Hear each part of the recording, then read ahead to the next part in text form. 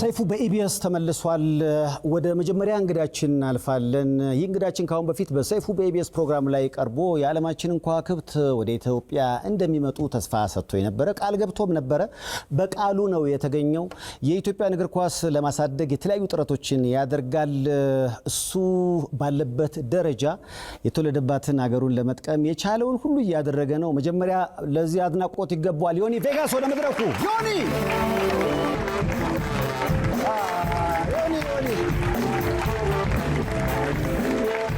ሰላም ነው ወይ?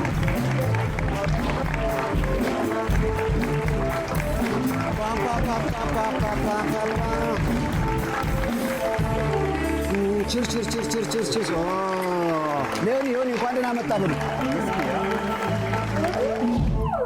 እኔ አስታውሳለሁ የዛሬ አመት ከ6 ወር የመጨረሻ ቃለ መጠይቅ ያደረግነው 2 ዓመት ሆነን ወይ እድሜ እንኳን ተገናኘን። እንኳን ደህና መጣ በሉ። ይሁን እንግዲህ ያኔ ቃል ገብተህ ነበረ ባካሪ ሳኛን ጨምሮ የተለያዩ የዓለማችን ከዋክብቶችን አንተ ባለህ ኮኔክሽን የኢትዮጵያን እግር ኳስ እንዲያሳድጉ ከዛ አንጻር ብዙ ጥረቶችን ታደርጋለህና በቃልህ መሰረት ሰው ማንን ያህላል ቢሉ ይወል ምን አለ መሰለህ የአማርኛ አነጋገር አለ። ሰው ማንን ያህላል ቢሉ የተናገረውን አድርጓል።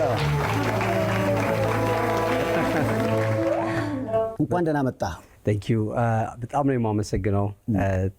Thank you for having me back.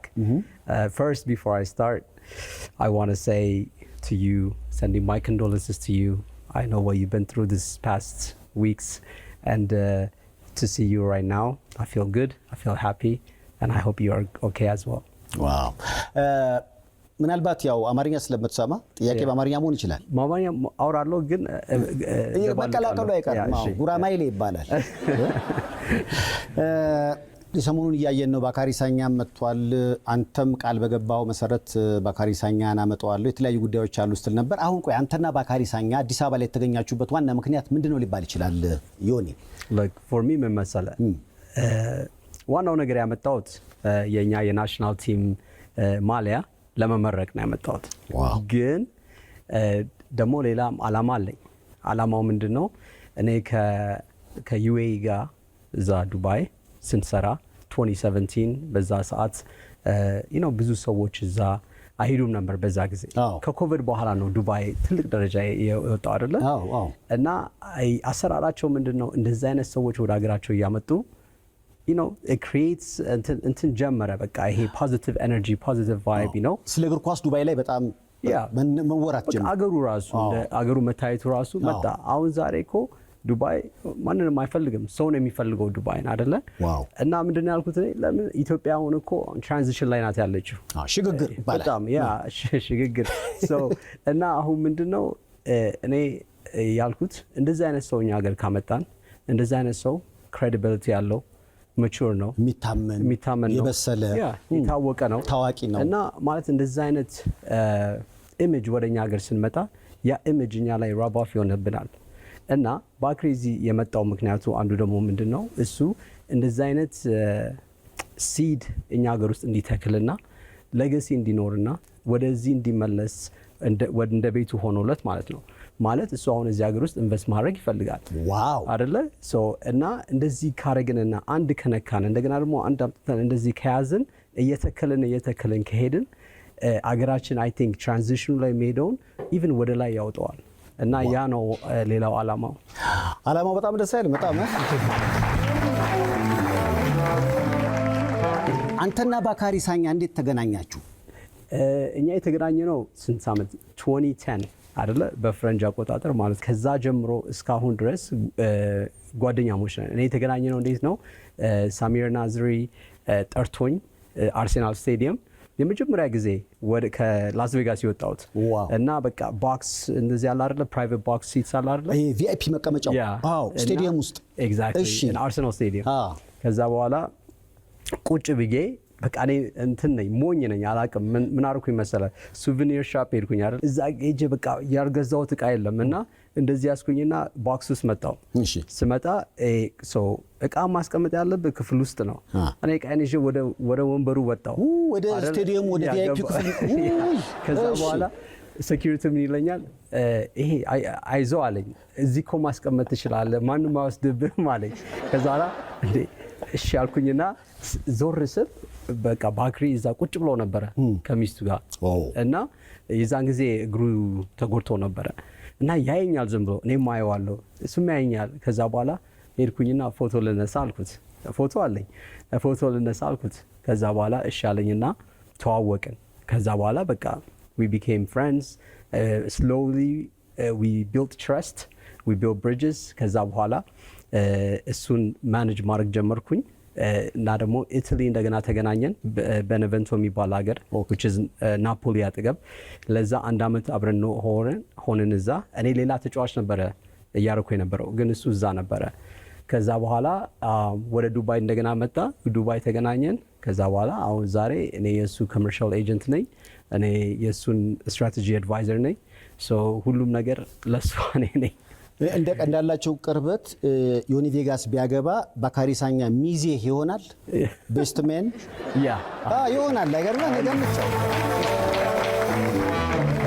የሀበሻ ልብስ እናስለብሰዋለን አዎ እንዴ በጣም ኢትዮጵያ እንደወደዳት ተስፋ አደርጋለሁ ያው ያልከው ፎቶ ይሄ መሰለኝ አይደል ያው የመጀመሪያ የተነሳችሁት ሄድ ስትገናኙ የነበራችሁበት ፎቶ ይሄ መሰለኝ ራሱ ነው እና ባካሪ ሳኛ እናንተ ከ2010 ጀምራችሁ ጓደኛሞች ናችሁ ባካሪ ሳኛ በዱባይ አሁን የተለያዩ የታዳጊ ፕሮጀክት ላይ እንደሚሰራ አውቃለሁ የኢትዮጵያ ደግሞ ትልቁ እግር ኳሳችን መፈታት የሚችለው ችግሩ ያለው ግራስ ሩቱ ላይ ነው እሱን በተመለከተ አሳየኸው አሁን ምን መሰለህ እኔ አላማዬ ምን መሰለህ አላማዬ አሁን ባክሪ ምን ይሰራል መሰለህ እንትን ውስጥ ዱባይ ውስጥ he's the main ambassador for the sport council ዋው አምባሳደር ነው ኃላፊ ነው ማለት ነው እና ብዙ አድቫይስ የሚሰጣቸው ለነሱ እሱ ነው እና አሁን ደግሞ እሱ ደግሞ ወደ ቴክ አንትረፕረነር ሆኗል የራሱን አፕ ዲቨሎፕ አድርጓል የፉትቦል ኤጁኬሽን አፕ እና እኔም እዛ ውስጥ እየረዳሁት ነው ግን እኛ ሀገር ውስጥ አሁን ምን ማድረግ ፈለኩኝ መሰለህ አይ ቲንክ አውርተናል መሰለኝ አካዳሚ መክፈት ፈልጋለሁ እዚህ ሀገር ውስጥ ግን የሚከፍተው አካዳሚ ዝም ብሎ አካዳሚ አይደለም በአለም ላይ ያሉት አካዳሚ ልጆች ትወስዳለህ እዛ ይሰለጥናሉ ካገኙ እድለኛ ከሆኑ ያገኛሉ እድለኛ ካልሆኑ ወደ ቤታቸው ይሄዳሉ እና የዛን ጊዜ ልጆች ምን ይሆናሉ ሜንታል ሄልት ተስፋ ይቆርጣሉ ድባቴ ውስጥ ይገባሉ ዲፕሬሽን እና ብዙ የተለያዩ ነገሮች አሉ እኔ ምን አልኩኝ እንዴ ለዚህ እኮ ሶሉሽን አለ አልኩኝ ሶሉሽኑ ምንድነው why don't we open an academy that is in an institution ማለት ምን ማለት ነው የትምህርት ቤት የፉትቦል አካዳሚ ሆኖ አይደለ በፉትቦል እያሰለጠናቸው ግን እሱ ራሱ የፉትቦል ትምህርት ቤት ነው ማለት አንተ አሁን ተጫውተ ኳስ ሜቢ በቃ ጎበዝ ስላልሆንክና እዛ ስላልደረስክ ምን እናደርጋለን መሰለህ የፉትቦል የተባለ ሳብጀክቶች እናስተምርሃለን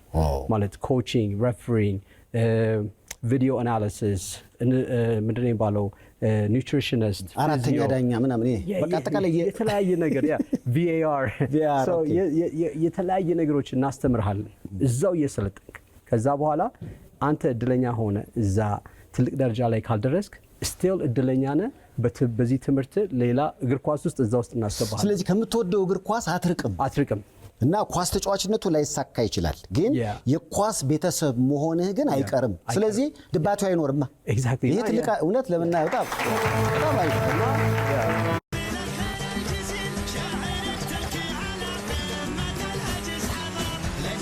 እና ያ ሜንታል ሄልት የልጆቻችን ሜንታል ሄልት የልጆቻችን የእግር ኳስ ፍቅር እዛው ይዘዋል እና ከዛ ማዳን እንችላለን ማለት ነው እና ይሄ ግን እኔ ብቻ ሳይሆን መክፈት ያለብኝ እኔ እንዳለ ሰው ፉትቦል የሚወስደው እንደዚህ ቢከፍት ስር ብናገኝ እንደዚህ አይነት ነገር ኢትዮጵያ ውስጥ ደስ ይለኛል ይሄ አላማ እኔ ለዓለም ነው የምሰጠው እንደዚህ ይከፈት ብዬ እና አላማችን እንደዚህ ነው ግን ደስ የሚለው ነገር መሰለ እኔ በጣም ትልቅ ኮኔክሽን አለኝ አይደለ? ኔትወርኩ ማለት ከአርሴናል ጋር እንሰራለን፣ ከተለያዩ ቡድኖች ጋር እንሰራለን። አሁን ከአያክስ ፍራንክፈርት ከነሱ ስካውቶች ጋር ለመፈራረም እየሰራን ነው። ዋው ከፕሪሚየር ሊግ ጋር እየሰራን ነው።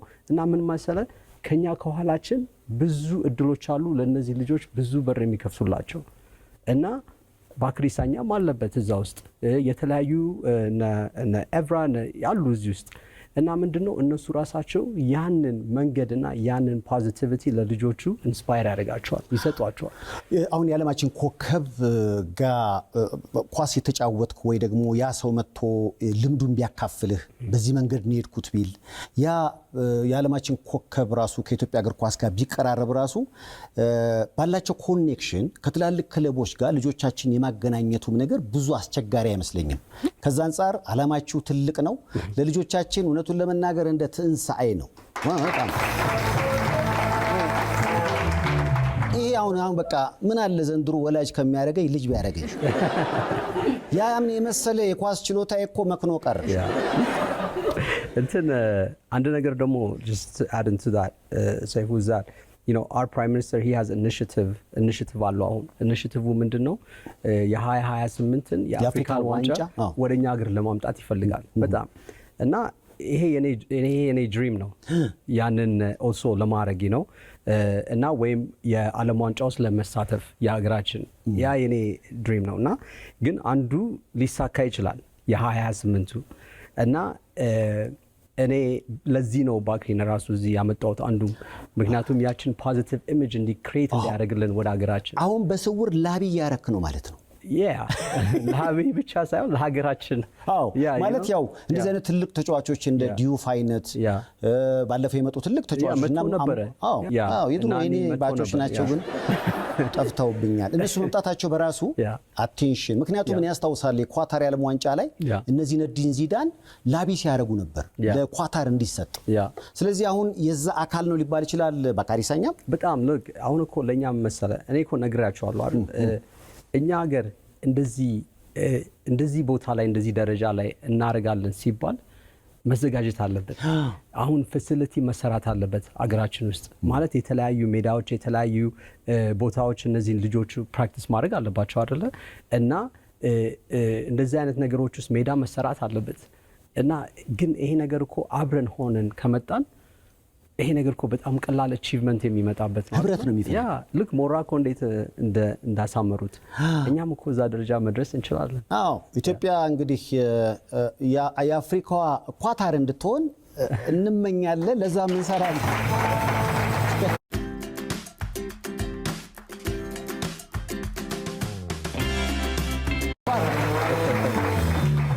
በነገራችን ላይ ዮኒ ዱባይ የሄድኩ ጊዜ አይቻለሁ ህይወትህን። እሺ ምን አይነት ህይወት እንደሚኖር የት ሰፈር እንደምትኖር እንደውም እኔ ተቀጣጥረን ነበር።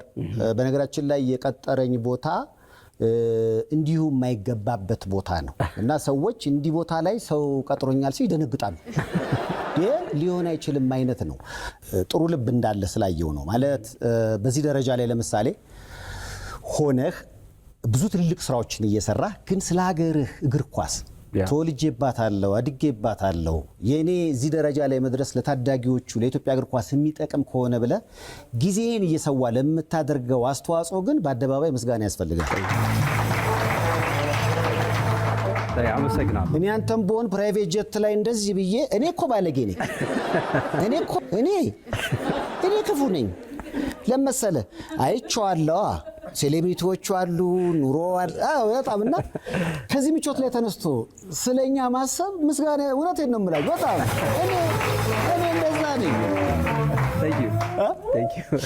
እስቲ እንግዲህ ባካሪ ሳኛም መጥቷል። ካሁን በፊት በዚህ መዝናኛ ዝግጅት ላይ ባካሪ ሳኛ ጨምሮ ሌሎች የዓለማችን ከዋክብቶች እንደው እንደ ሚስጥር ሹክ አለኝ የሆነ ሰው የተለዋወጣችሁትን ኢሜል አይቶ መሰለኝ ትልቁ ሮናልዶን ለማምጣት ማለት የብራዚሉን ጥረት ጀምራችኋል? ይሆን እንደው ዝም ብለህ ፍንጭ ከሰጠኝ። ኦልሬዲ ተሳክቷል።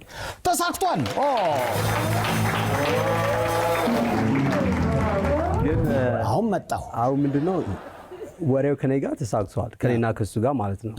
አሁን የቀረው ወሬው ከዚህ ሀገር ያለው ነው። ማለት እንደዚህ አይነት ሰው ለማምጣት እዚህ እኔ አሁን እንትን ያስፈልገኛል፣ ሄልፕ አይደለ፣ ድጋፍ ያስፈልጋል። ሎጂስቲክሊ ያስፈልጋል፣ ምን አይነት ሴኩሪቲ ያስፈልጋል፣ ምን አይነት ነገሮች እና አሉ። አኮያ ግሩፕ የሚባል ታውቃለህ? አኮያ የሚገርም እንግዲህ ሪል ስቴት ላይ የሚሰሩ እና ብዙ ሎጂስቲክ ላይ የሚሰሩ ካምፓኒ ናቸውና እነሱም በጣም ረድተውናል። በጣም ፋይናንሻሊ ኢንቨስት አድርገዋል። እንደዚህ አይነት ሰው ለማምጣት እዚህ ሀገር ራሱ የኛን ሀገር ማሊያ ለመመረቅ ራሱ እነሱና የኢትዮጵያ ኤርላይንስ ረድተውናል። ግን አኮያ በጣም ብዙ ነገር ስላደረገልን እኔም በጣም አመሰግናቸዋለሁ። ግን ለወደፊቱ ራሱ እንደዚህ አይነት ነገር ለማምጣትም ሀሳብ አላቸው። የወጣት እንትን ነው ካምፓኒ ስለሆነ የኔ ቪዥን ይገባቸዋል በደንብ እና ረዱን በጣም። ግን ለአኮያዎች እንደ ከዚህ ከስር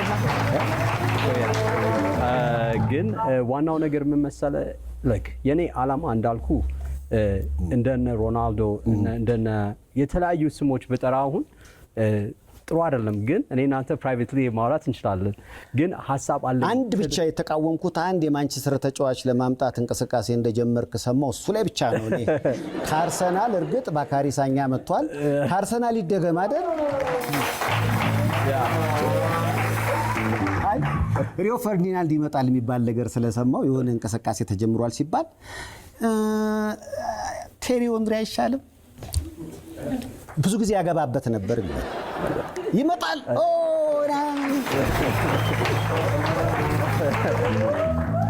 It's not confirmed. ባለፈውም የባካሪ ሳኛን እንዳትናገር ብለኸኝ እኔ ታውቃለህ ሚስጥር እጠብቃለሁ ተናገርኩት። ይኸው ተሳካ። ዓላማ አለ አገራችን። እነዚህ ተጫዋቾች ሲመጡ እዚህ ዓላማው ምንድነው?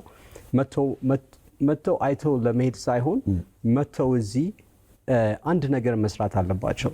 whether it's an investment, whether they give education, whether they give advice, አንድ ነገር like seed ተክለው legacy ተክለው መውጣት አለባቸው።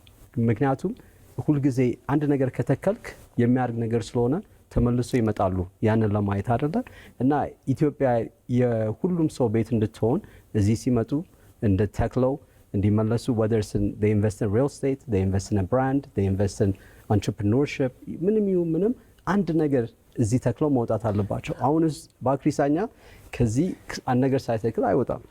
ይተክላል እያለ ነው። ምን ዛፍ ብቻ ኢንቨስትመንት። በነገራችን ላይ የዓለማችን ከዋክብቶች ወደ ኢትዮጵያ የመምጣታቸው ጥቅም ቅድም እንዳልነው ልጆች ወይም ደግሞ ታዳጊዎች፣ አሁን ለምሳሌ የአውሮፓን እግር ኳስ እኛ በቴሌቪዥን ነው የምናውቀው። አሁን ቀረቡ ተጫዋቾቹ መጡ ሲባል እነዛ ሰዎች ህልም እንዳልሆኑ እነዛ ሰዎችን ማግኘት ደግሞ አንድ ቀን እነሱን ሆናለሁ የሚል ተስፋ በልጆቻችን ዘንድ እንዲኖር እኔ ኢትዮጵያ ኦሎምፒክ ላይ ስታሸንፍ በሩጫ መስቀል አደባባይ በሯጭ ይሞላል። አሁን ሰሞኑን ባካሪ ሳኛ ስለመጣ ነው መሰለኝ እኛ ሰፈር አስፋልት ላይ መሄድ አልቻለም ኳስ የተጫወቱ። ቴንክ ዩ ባካሪ ሳኛ። ባካሪ ሳኛ መጥቷል። እዚህ ነው ያለው አለ። ዋው እንጥራው እንዴ? እንጥራው። ዋው እስኪ ሞቅ አድርጉለት እስኪ። ባካሪ ሳኛ ወደ መድረኩ። ባካሪ እንኳን አደረሳችሁ።